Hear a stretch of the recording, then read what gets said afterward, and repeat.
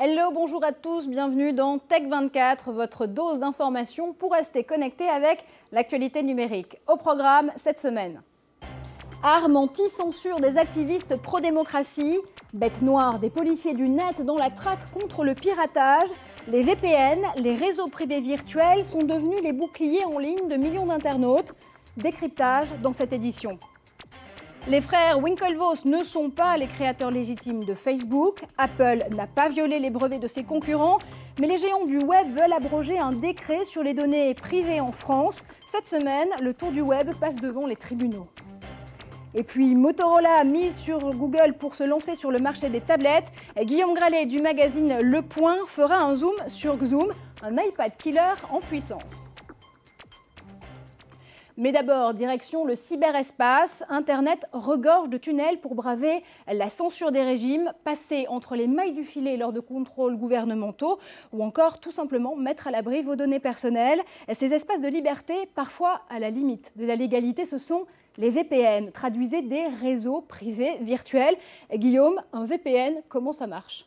Les VPN, ce sont des formidables et assez bluffants, il faut le dire, brouilleurs d'identité. Avec un VPN, vous pouvez faire tout ce que vous voulez sur Internet sans que personne ne le sache. Très concrètement, vous louez un serveur n'importe où dans le monde, ça coûte aux alentours de 10 € par mois. Une fois que vous avez loué ce serveur, vous reliez votre poste avec un VPN qui est en fait un tunnel qui va rendre complètement anonyme ce que vous faites, le contenu, ce que vous échangez sur Internet. Et en fait, l'internaute qui est basé à Paris, qui est basé à Dakar, va devenir un internaute qui est basé à Kuala Lumpur, par exemple. Mais est-ce que le système est infaillible ? Il peut être décrypté, puisque en fait ça fonctionne sur le cryptage, mais ce cryptage est de plus en plus sophistiqué. En fait, les rares fois où les VPN sont un petit peu pris à défaut, c'est quand les mots de passe sont retrouvés. Ça peut se faire par exemple sur demande de la NASA qui a vraiment besoin de retrouver quelqu'un, ou alors dans le cadre de l'espionnage industriel. Ces VPN, ils se sont fait un très joli coup de pub au moment du vote de la loi Hadopi en France, la loi contre le piratage. Si on utilise un VPN pour télécharger, est-ce qu'on est forcément dans l'illégalité ? Alors, l'utilisation et l'existence même des VPN est totalement légale. C'est effectivement ce qu'on va en faire qui peut être répréhensible. On pense bien sûr à tout le piratage, au fait de télécharger et en fait de consommer de la musique ou des films grâce au VPN de manière totalement anonyme. Et là, effectivement, c'est répréhensible. Les VPN, c'est aussi un très joli outil pour pouvoir préserver ses données personnelles. Il faut éviter qu'elles ne soient évidemment rendues publiques par des annonceurs pour des sites extérieurs revendus par exemple. Et ça, par contre, c'est légal.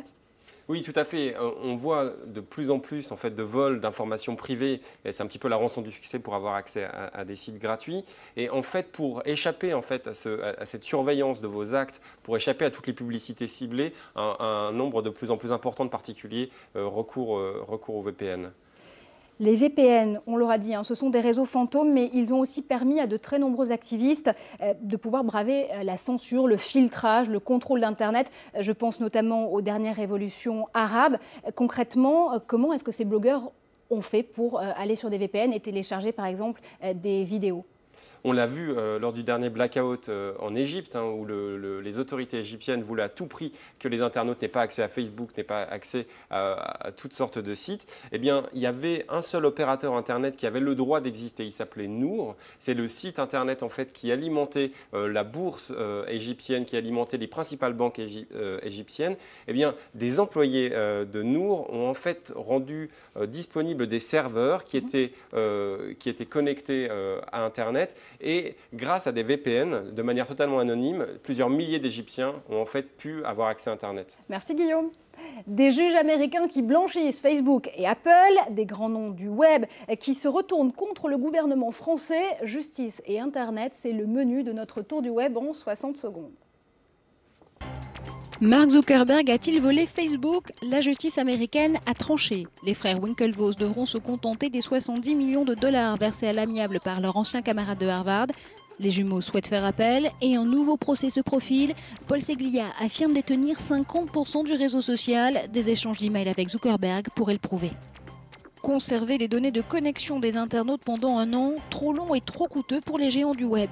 Les membres de l'ASIC, Facebook, Google, Dailymotion ou Price Minister réclament l'annulation de ce décret français. Le Conseil d'État a 12 mois pour se prononcer. Pendant ce temps, les entreprises continueront à ruser avec la loi. Demain, si la police nous dit voilà, je veux absolument avoir le mot de passe de cette personne-là, et on va lui dire on est désolé, on ne l'a pas, ils vont lui dire vous avez un décret qui vous impose de le conserver.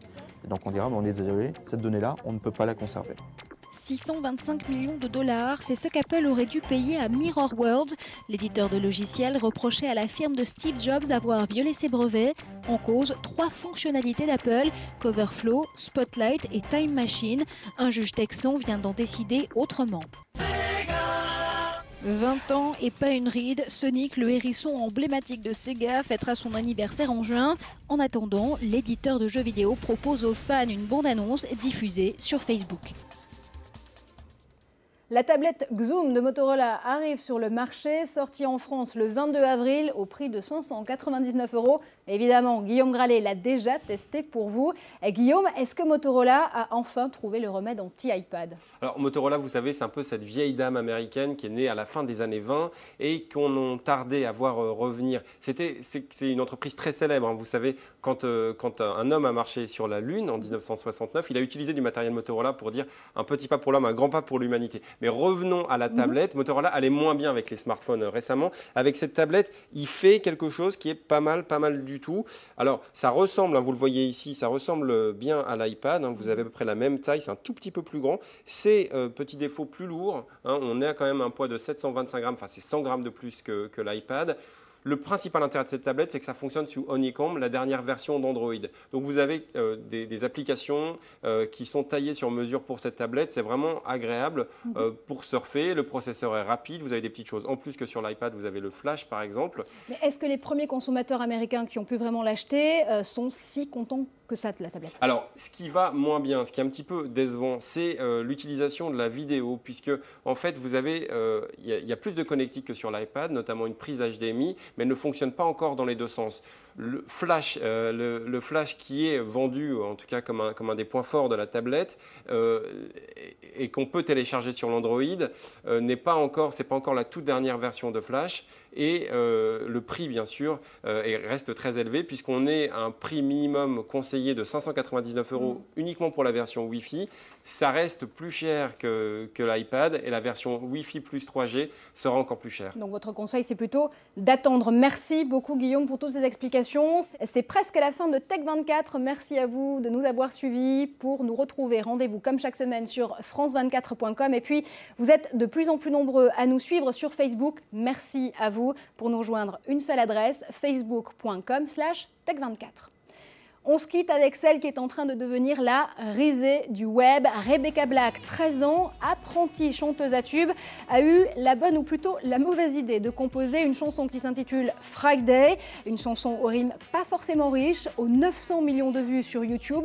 Le clip est tellement facile à détourner que les parodies pleuvent sur la toile. Petite compilation, restez connectés, à la semaine prochaine. I could sit in the back seat, I could sit in the front seat. Why would you give me these? You know I hate choices. It's Friday.